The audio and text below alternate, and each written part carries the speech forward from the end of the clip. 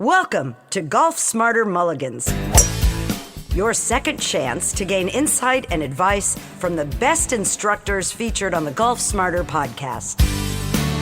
Great golf instruction never gets old. Our interview library features hundreds of hours of game improvement conversations like this that are no longer available in any podcast app.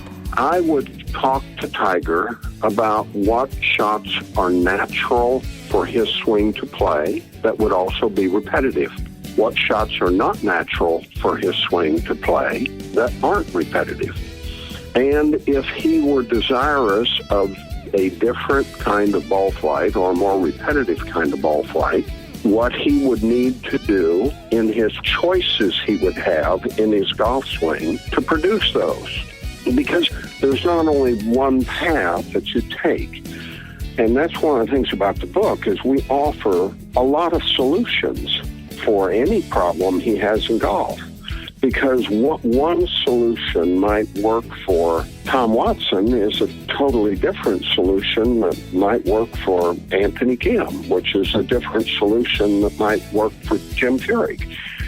Because we build our swings a little differently. With another interview from the archives of Golf Smarter, here's your host, Fred Green. Welcome to the Golf Smarter podcast, Jim.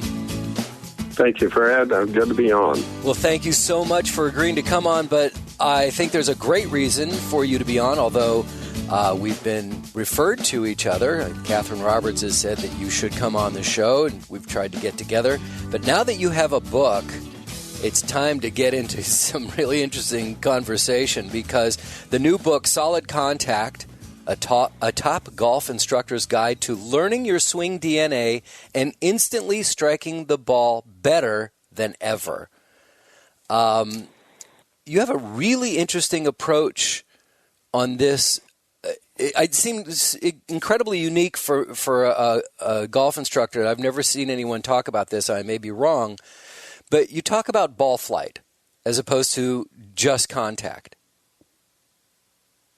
Well, that's true. My first two books, Fred, were really although certainly controversial. The first book, which was explaining that I believe that all golf swings fall under two major categories, either one plane or two plane, and therefore those books were, even though somewhat controversial, because I said there are two sets of fundamentals, not one, they were swing shape books. And that's really where golf instruction has always hung its hat, is on swing shape. And I think that's where we've always had a multitude of arguments and fistfights, it seems, because everybody has a certain prejudice on what swing shape they like.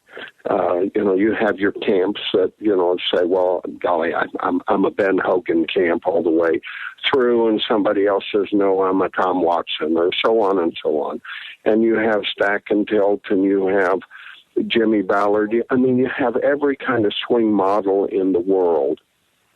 And this is really the first book that's ever said, can we look at golf in a different way? Because if we look at golf just in swing shape, which prejudice are we going to go down the path on? Which one is going to say you have to swing like Gary Player and Lee Trevino needs to give all his money back, and certainly Jack Nicklaus was wrong. And that's kind of been the traditional way to look at it. I think that has gotten us, as we have more deeply explored swing shape, has gotten us more and more into trouble because golf is not that hard a game, and it shouldn't be that hard a game. If children can learn how to play golf fairly quickly, why is it adults struggle so much with learning how to play good golf? And that's because children look at the game from a purely athletic standpoint. I'm standing to the side of the ball, and the ball is on the ground. How do I get the club into the back of the ball and hit a good one? And what happens is children will come up with the doggonedest fixes for their golf swings. When I say children like that, you can look at adults that learned how to play golf as children. Everybody from back in the older days, from a Miller Barber to an Arnold Palmer to a Doug Sanders to a Lee Trevino, and today's modern guys, how in the world do you explain a Jim Furyk or a Bubba Watson? Very different kinds of golf swings, yet they hit the ball wonderfully. And really the only way you can explain how did they become such expert golfers is they were concerned about the flight of their golf ball. That's what concerned them. Whether they were slicing or hooking or topping or shanking or fatting or thinning or chopping or chunking or pulling or pushing, hitting on the toe, hitting on the heel. And they were simply trying to stop doing those things. They were trying to get rid of their banana slice or their high ball or whatever the mistakes I talked about and start hitting good ones.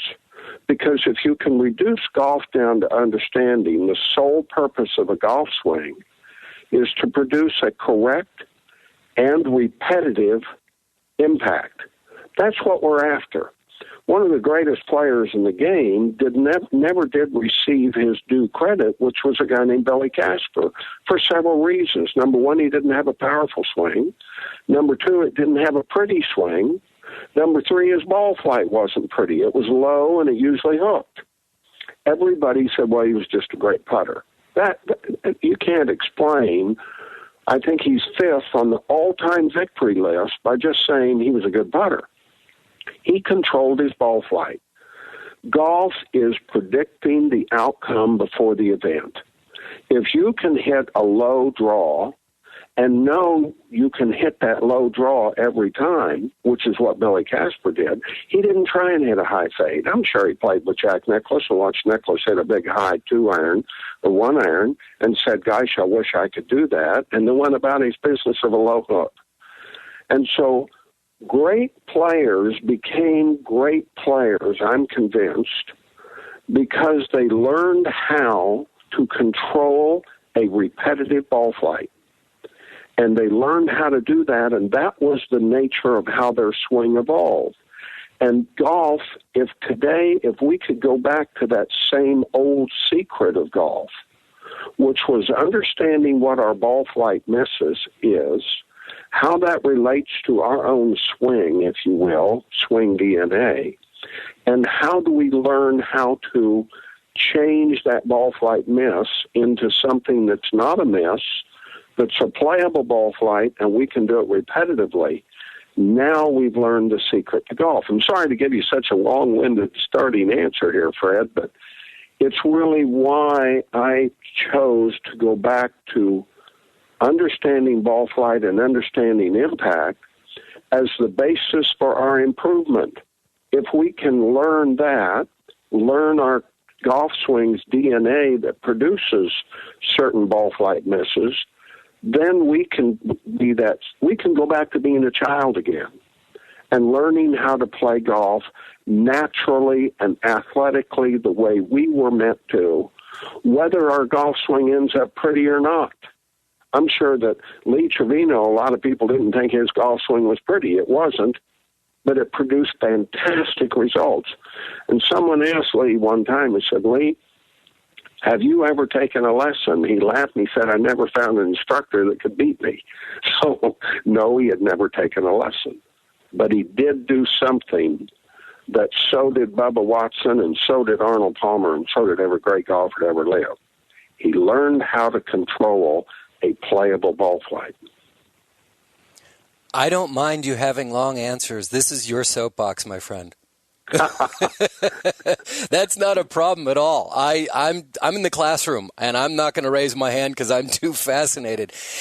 Actually, you said a couple things in there that I'm taking notes on, and I'll get to a couple of them later, but I want to go right to one of your comments made me think about when you said it was Palmer who had hit a high 1-iron, a high 2-iron? No, Nicklaus. Or Nicklaus. I'm sorry. It was Nicklaus. Who had that high flight on a 1-iron or a 2-iron. I never saw him play live, okay? And so I didn't know that. I didn't know that you can hit a high ball flight with a 1-iron or 2-iron. And it made me think that when I'm watching on television, and this really is my only association with these great players that you're talking about, even the great players today, is seeing what they do on television.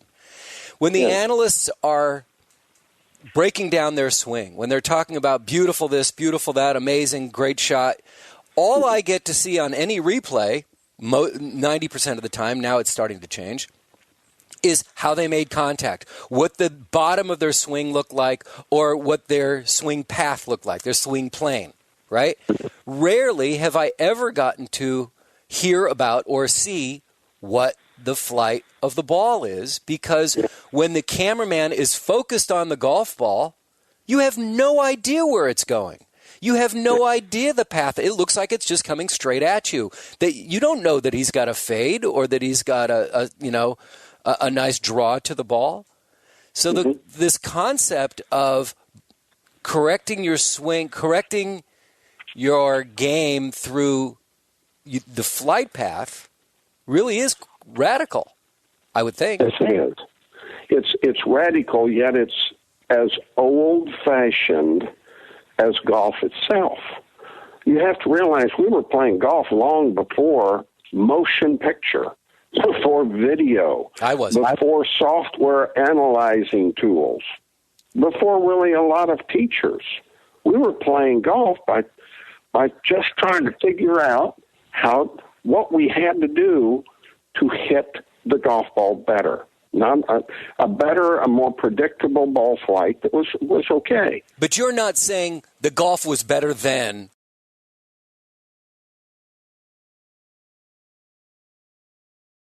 We can't go backwards on technology. We can't go back on the advancements of the equipment and grass and all those things. What you're saying is ball flight today versus yesterday is really the critical element, the part of your DNA. Yes, and I'm saying that golf was more easily learned because we left golfers free to develop their own unique solutions. Certainly you have to look at, if I were to name 10 great golfers, Hall of Fame golfers, you could all of a sudden see the tremendously unique solutions each one of them came up with. Lee Trevino's swing didn't look like Gary Player, who certainly didn't look like Arnold Palmer and didn't look like Tom Watson, or didn't look like Jack Nicklaus, or didn't look like Doug Sanders, didn't look like Bubba Watson and Jim Furyk in a class all of his own. Ben Hogan didn't look like Sam Snead. You see, each one of those guys found a different way to solve a ball flight problem. And that's how they developed their own, if you will, go-to shot, their ball flight. And the go-to shots weren't even the same. Jack Nicklaus was a hugely high ball hitter, played left to right primarily. Tom Watson was a pretty high ball hitter, played right to left. Arnold Palmer was a medium ball flight hitter, played right to left. Lee Trevino, a low ball flight hitter, played all the time left to right. And Gary Player, a low ball flight hitter, played right to left, as did Billy Casper. Tiger Woods in his heydays, go-to shot, was a low, merely a slice. The stinger, right? That's right. I contend, and I'm not saying that Tiger won't become a great player again, but Tiger would have beaten Jack Nicklaus's all-time record a long time ago if he hadn't have been so frustrated because he didn't like the low slice. He didn't like his go-to shot. He thought it was beneath him.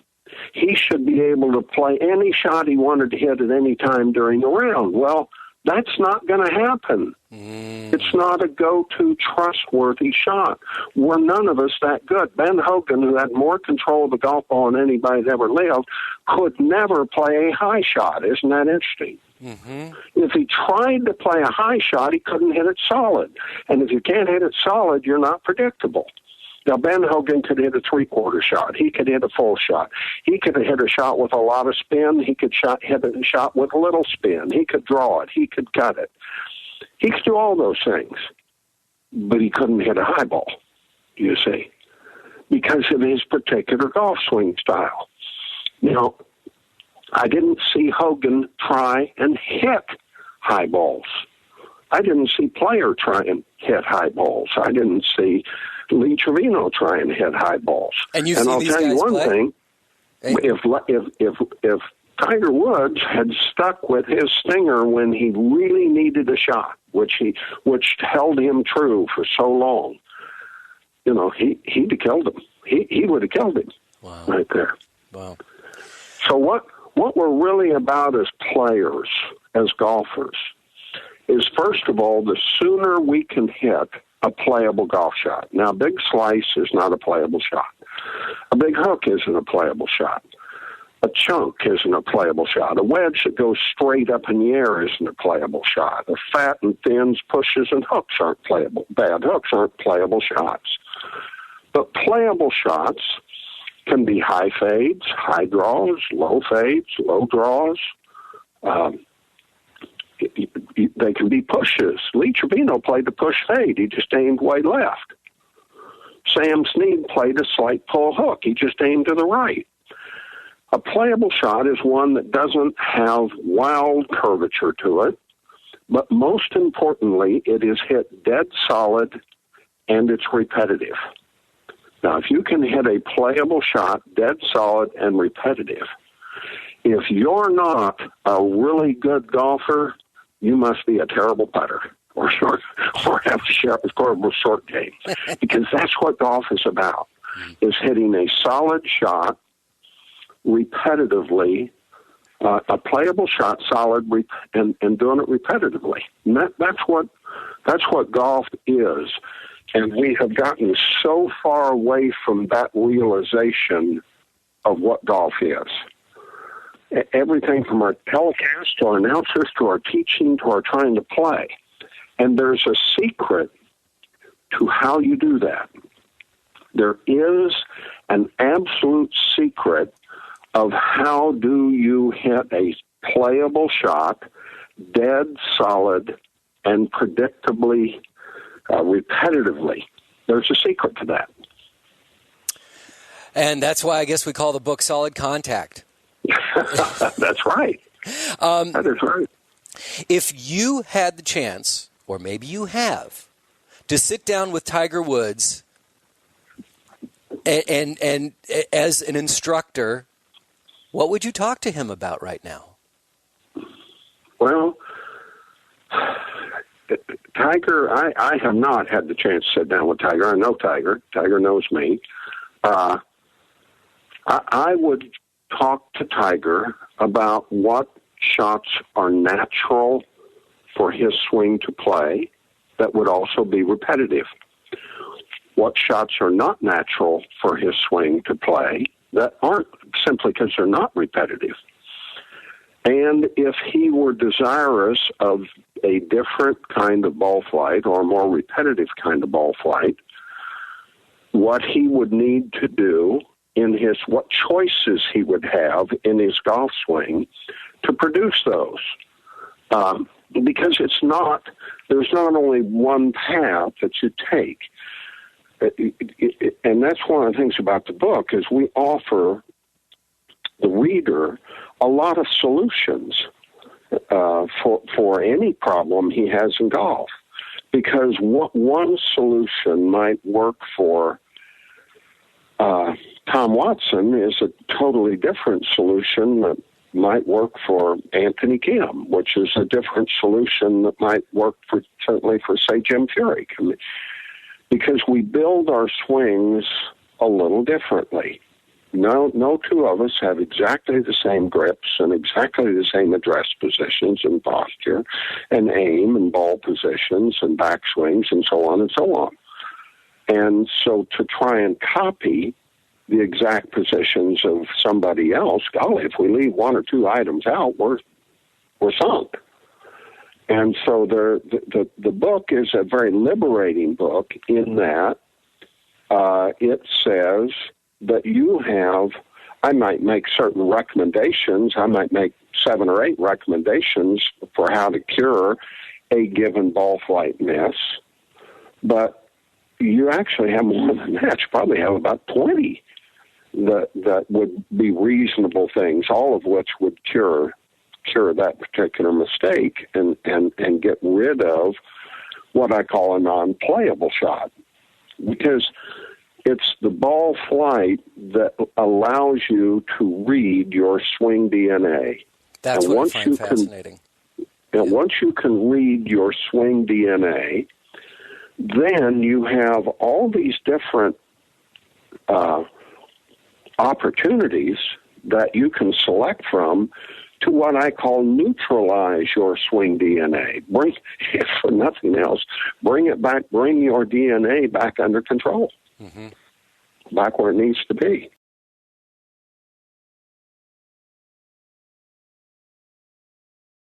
Which names that we have heard of, PGA players, have you worked with? Oh, golly. Oh, that's a great answer right there. So now it's like, I got a list. I've worked with golly, maybe 100. Oh, have you really?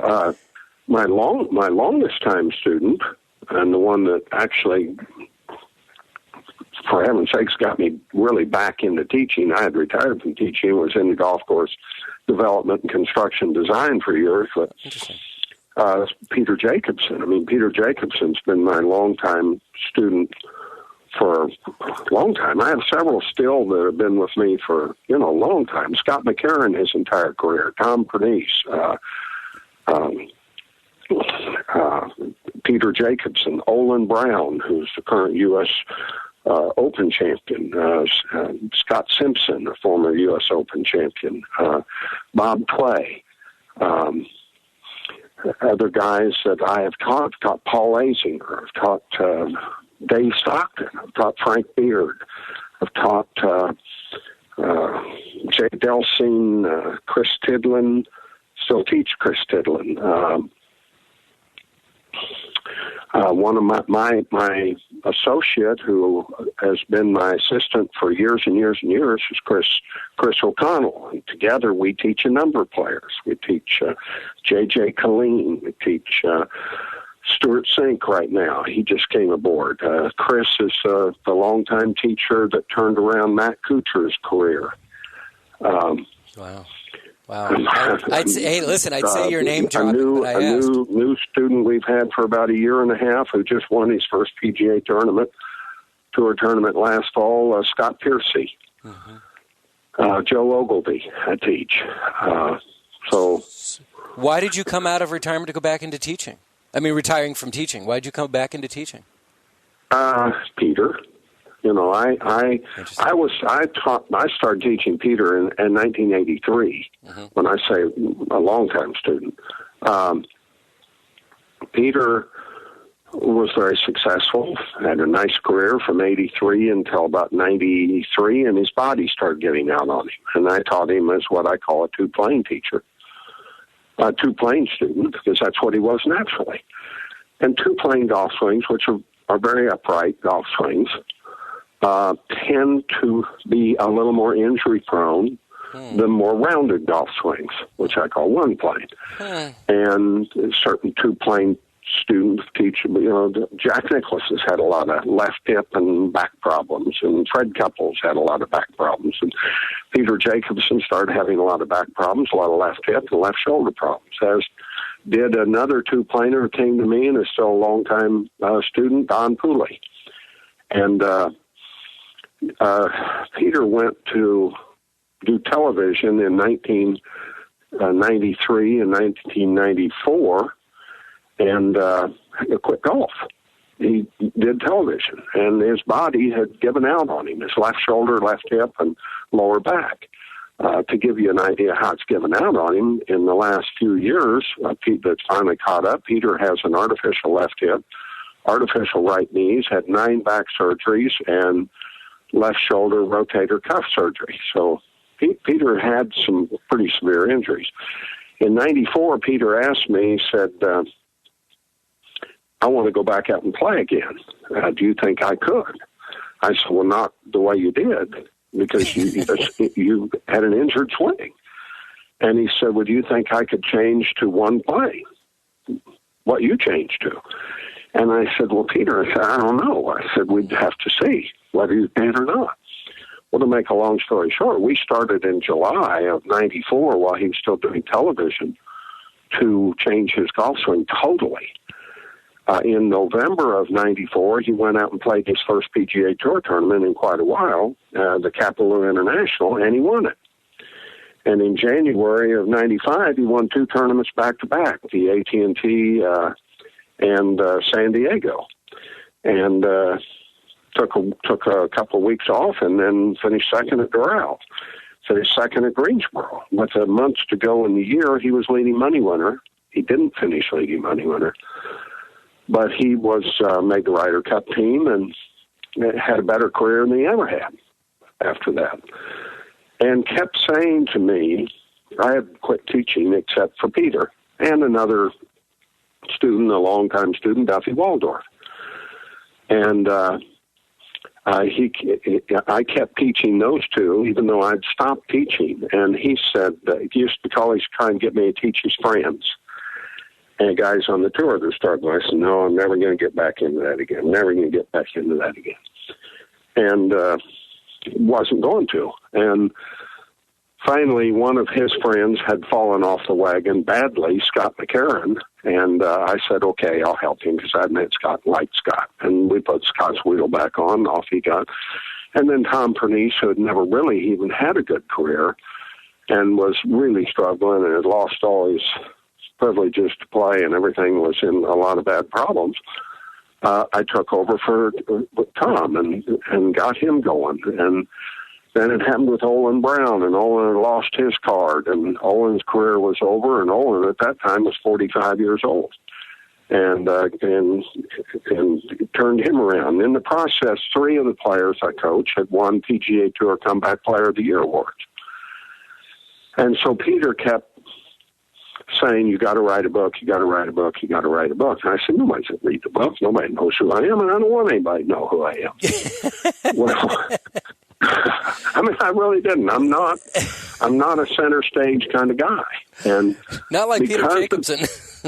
Yeah, because of Peter, I wrote the first book, Plain Truth for Golfers, in 2000. Came out in 2005. McGraw-Hill's publisher, and that's Plain Truth, Plane, not Plain. Right.